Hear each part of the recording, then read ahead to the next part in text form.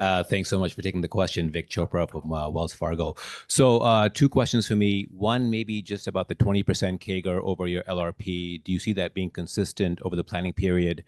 Is it linear? Can you help us with the phasing? And then I had a follow-up, please. Yeah, I think I mentioned it a little bit earlier. We do see increasing growth drivers over the planned period. We're not guiding beyond 25 for today, but hopefully what you've seen here is you're really a building in a crescendo of the things that we think are important to execute on over the period, and we would think that it'd have a positive effect on the business over time too. Okay, got it. My follow-up question is, based on our channel checks, epileptologists and docs really seem to like the clinical support aspect that NeuroPace provides. But as the company grows, Joel, how do you think you'll have to evolve to meet a growing number of patients? Thanks. That's such a great question, and it is in fact, it's fact. So as we grow the number of patients, then that number of patients that needs to be supported, and it's Dr. Rao mentioned it. The good news is we got a lot of patients and a lot of data. The bad news is we got a lot of patients and a lot of data. So what are we going to do about that? And so that's really the focus that Dylan and Brett walked through around how do we make it as efficient and as easy as possible to scale patients in your practice. That gives us leverage both with clinic time as well as field clinical organization time. And so what we can do then is we can much more quickly get to the data that matters with recommendations that are impactful. And so we then get leverage through a lot of what we've already built. And so we absolutely see it. And I hope you see in the pipeline here, we feel like we're all over it from a product development perspective to get that leverage through the income statement as we grow the implant numbers. Yeah, Priya. Hi, Priya. Yes. So I think earlier Dr. Richardson kind of talked about some of the treatment gaps that still persist today. And as we talk about the care program and expansion and some of the goals for 2025, I guess any early experiences that you can allude to, and then also on that, what contributions are you considering from the care program over your LRP? Yep. So we mentioned in Q3, and I would emphasize that for our Q4 as well, that we've started to see a meaningful impact from both implants as well as referrals from the care program. So it's encouraging to see that. And Katie mentioned or had on her slide, I don't know if she mentioned it directly, but she had on her slide that our goal here in the coming years to double that impact. And so we see the momentum today, and it's our intention to build on it. And again, the care program has the benefit of, or the potential benefit anyway, if we do it correctly, I believe, of both contributing implants and referrals for the current patients, but also positioning us for, suggesting a positive clinical study with Nautilus and an idiopathic generalized approval. Those patients not having to go through the phase 2 testing and be referred into a comprehensive epilepsy center. It also positions us then to be able to go direct to RNS with those patients from a phase 1 testing perspective as well. So the barrier to entry in that population is lower. So having more implanting sites out in the community can give us, again, kind of more shots on goal through that program with the expanding indication. So all of that is intended to work together and be reinforcing. So the work that we're doing today with the care program and the current population is intended then to put us in position to do even more when we work to expand indications. And then just quick, if I could squeeze one more in. You talked about new product launches and software updates. Just anything to consider from a margin implication perspective going forward with those? Well, I think there's a couple of things. One, we continue to work with, like, for example, the hardware introductions that we're making. We continue to work to, make sure we have the reliability and the customization into those things like the monitor to put us in a position to benefit cost-wise. But one of the biggest things I think about from a gross margin perspective and the way we have our product pipeline constructed is with software, the rapidity and the infrastructure requirements to develop a software release versus a hardware release are are levels of magnitude different.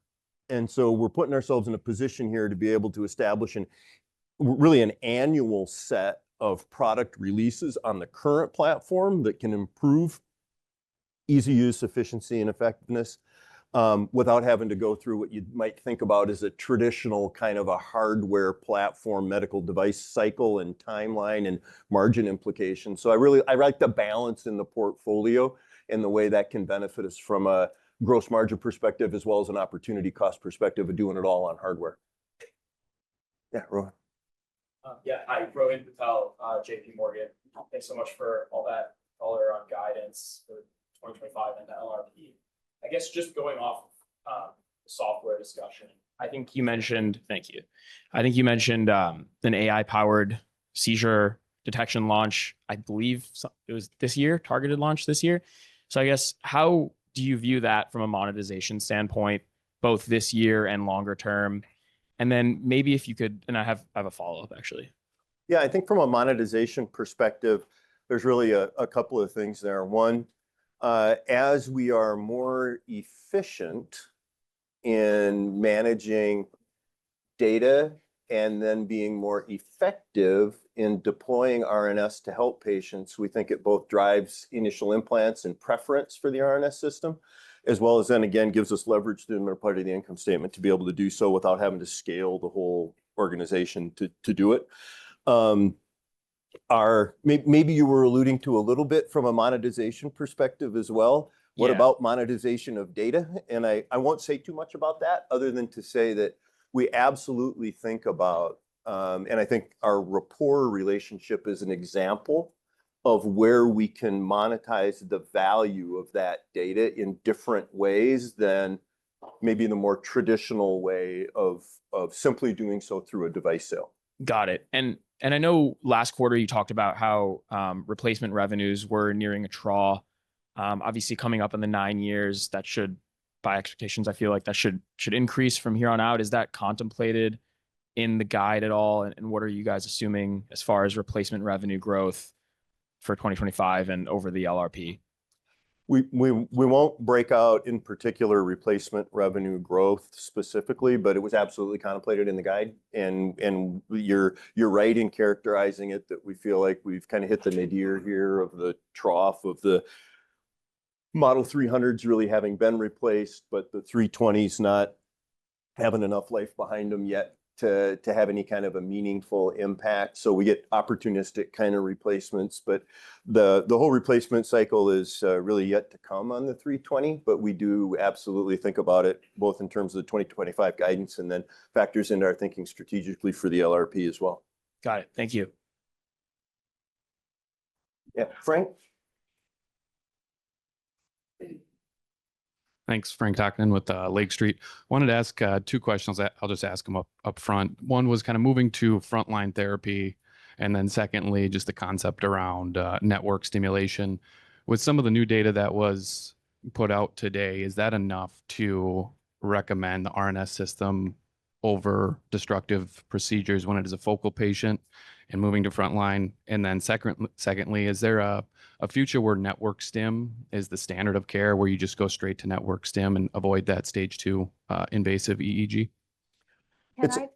Yeah, go ahead. Should I? It's a great question. Yeah. Okay. And I'll talk about the network stim first.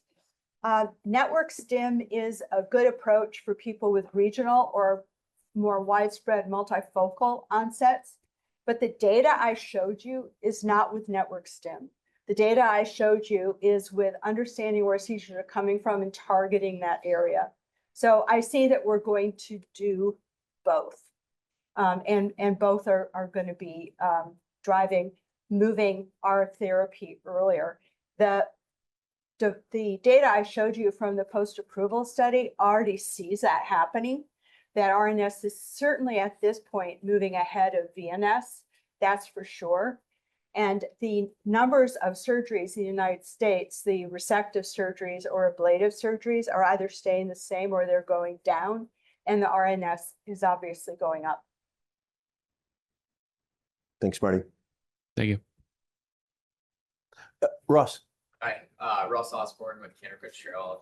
So maybe starting with the Nautilus trial, what outcomes or insights outside of primary endpoints do you think will be interesting to the clinical community and serve as a driver of adoption? Yeah, well, our endpoints, which are public, are the time to the second generalized seizure in the sham stimulation people, assuming that if you can keep people from having a seizure longer, that shows efficacy. But we'll also be looking at the 1-year data compared to the patient's baseline.